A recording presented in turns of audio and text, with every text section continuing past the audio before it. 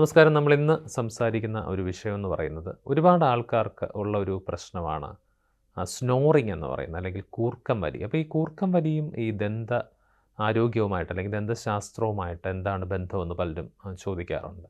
അപ്പോൾ സാധാരണ നമ്മളൊരു പേഷ്യൻ്റ് വരുമ്പോഴേ ചോദിക്കും, നിങ്ങൾക്ക് കൂർക്കം വലി ഉണ്ടോ? നമുക്ക് ചിലപ്പം അറിയണമെന്നില്ല. നമ്മുടെ അടുത്ത് കിടക്കുന്ന ജീവിത പങ്കാളിക്കോ അല്ലെങ്കിൽ നമ്മുടെ സുഹൃത്തിനോ ഒക്കെ ആയിരിക്കും ഇതിനെക്കുറിച്ച് കൂടുതലായിട്ടൊരു ധാരണ ഉണ്ടാവുക. അപ്പോൾ ചിലപ്പോൾ പേഷ്യൻ്റ് പറയും, ഞാൻ കൂർക്കം വലിക്കുന്ന ആളല്ല. പക്ഷേ ആളിൻ്റെ വൈഫോ ഹസ്ബൻഡോ പറയല്ല, അദ്ദേഹം കൂർക്കം വലിക്കാറുണ്ട് എന്നുള്ളത് പറയാറുണ്ട്. അപ്പോൾ തീർച്ചയായിട്ടും കൂർക്കം വലി എന്ന് പറയുന്നത് പലപ്പോഴും നമ്മൾ അറിയാത്ത ഒരു കാര്യമാണ്. അപ്പോൾ ഈ കൂർക്കം വലി എന്ന് പറയുന്നത് ശരിക്കും ഒബ്സ്ട്രക്റ്റീവ് സ്ലീപ്പ് അപ്നിയ എന്ന് പറയുന്ന ഒരു കണ്ടീഷൻ്റെ ഒരു മുന്നോടിയായിട്ട്, അല്ലെങ്കിൽ അതിൻ്റെ ഒരു ലക്ഷണമാണ് ശരിക്കും പറഞ്ഞു കഴിഞ്ഞാൽ. അപ്പോൾ എന്താണ് ഒബ്സ്ട്രക്റ്റീവ് സ്ലീപ്പ് ആപ്നിയ?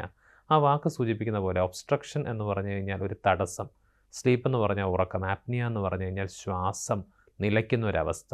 അപ്പോൾ ഒരു തടസ്സം കൊണ്ട്, എന്തോ ഒരു ബുദ്ധിമുട്ട് കൊണ്ട് നിങ്ങളുടെ ഉറക്കത്തിൽ നിങ്ങൾക്ക് കുറച്ച് നേരം ശ്വാസം കിട്ടാതെ വരുന്ന ഒരവസ്ഥയാണ്.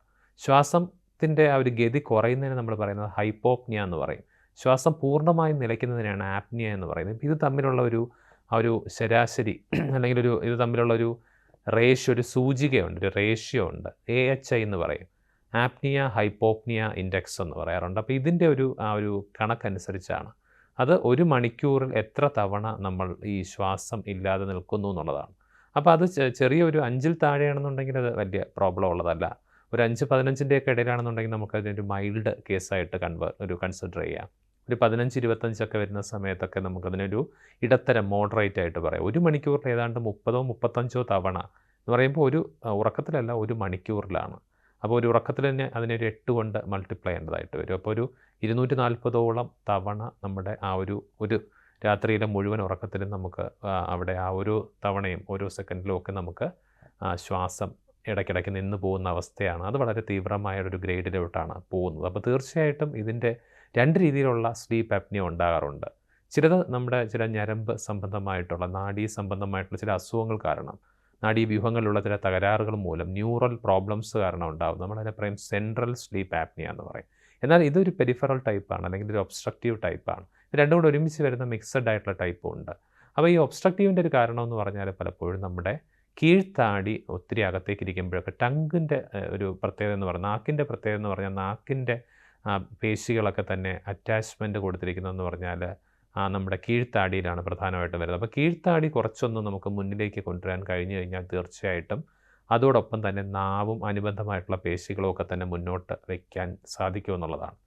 അപ്പോൾ ശരിക്കും അവിടെ സംഭവിക്കുന്നതെന്ന് പറഞ്ഞാൽ, നാവ് ഒത്തിരി വളരെ കഷ്ടപ്പെട്ടാണ് പല്ലുകൾക്കിടയിൽ ഇരിക്കുന്നത്. അപ്പോൾ ചെറിയ വായുള്ള ആൾക്കാർക്ക് ഈ ബുദ്ധിമുട്ടുണ്ടാകാം, വലിയ നാക്കുള്ള ആൾക്കാർക്ക് ഈ ബുദ്ധിമുട്ടുണ്ടാകാം. ഇതോടൊപ്പം തന്നെ കീഴ്ത്താടിയുടെ വികാസം കുറഞ്ഞിരിക്കുന്ന ആൾക്കാർക്ക്, കീഴ്ത്താടി ഒത്തിരി അകത്തേക്ക് ഇരിക്കുന്ന ആൾക്കാർക്ക് ഈ ബുദ്ധിമുട്ടുണ്ടാകാറുണ്ട്. അപ്പോൾ നാക്ക് അവിടെ ഒരു ഒബ്സ്ട്രക്ഷൻ, ഒരു തടസ്സമായിട്ട് നിൽക്കുന്നത് കൊണ്ട് എയർവേ ഓപ്പൺ ആയിട്ടിരിക്കുന്നില്ല.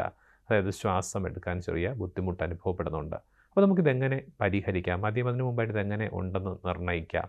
അപ്പോൾ ഇതിന് പല പല ക്വസ്റ്റ്യനെയറുകളുണ്ട്. നമുക്ക് എപ്വർത്ത്, സ്ലീപ്നെസ്, സ്കോറുണ്ട്, പല രീതിയിലുള്ള പല ക്വസ്റ്റ്യനേഴ്സ് നോക്കുമ്പോൾ നമുക്കറിയാം. അപ്പോൾ അത് നമുക്ക് നോക്കുമ്പോൾ ഒരു സ്കോറിംഗ് ക്രൈറ്റീരിയ ഉണ്ട്. അപ്പോൾ ഈ സ്കോറിംഗ് ക്രൈറ്റീരിയ ഉപയോഗിച്ചുകൊണ്ട് നമുക്ക് ഈ ഒരു കാര്യങ്ങളൊക്കെ ഉണ്ടോ, നമുക്ക് ഒരുപാട് നേരം പിന്നീട് രാവിലെയൊക്കെ ഒരുപാട് ക്ഷീണം അനുഭവപ്പെടുന്നുണ്ടോ, എക്സസീവായിട്ട് നിങ്ങൾക്ക് ഡേ ടൈം സ്ലീപ്പ്നെസ് തോന്നുന്നുണ്ടോ എന്നൊക്കെ ഉള്ളതാണ്.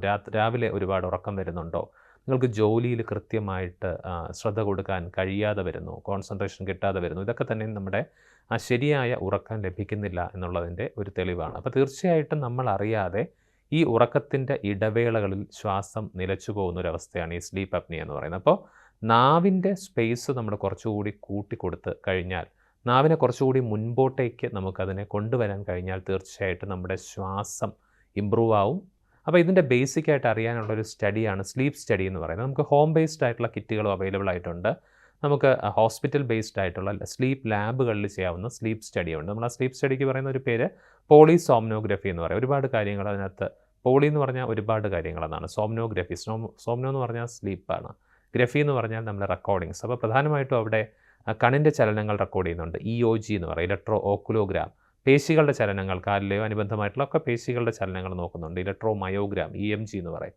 ഹൃദയത്തിൻ്റെ ആ ഒരു പ്രത്യേകത നോക്കുന്നുണ്ട്. ECG ഉപയോഗിക്കുന്നുണ്ട്, ഇലക്ട്രോ കാർഡിയോഗ്രാം. നമ്മുടെ ബ്രെയിനിൻ്റെ ചലനങ്ങൾ, അവിടെ ഉണ്ടാകുന്ന തരംഗങ്ങളൊക്കെ നമ്മളതിനകത്ത് പഠിക്കുന്നുണ്ട്. അതിനെ നമ്മൾ EEG എന്ന് പറയും, ഇലക്ട്രോ എൻസെഫലോഗ്രാം. അപ്പോൾ ഇതെല്ലാം കൂടി ചേർന്നിട്ടുള്ള ഒരു റെക്കോർഡിംഗ് രീതിയാണ് പോളിസോംനോഗ്രഫി എന്ന് പറയുന്നത്.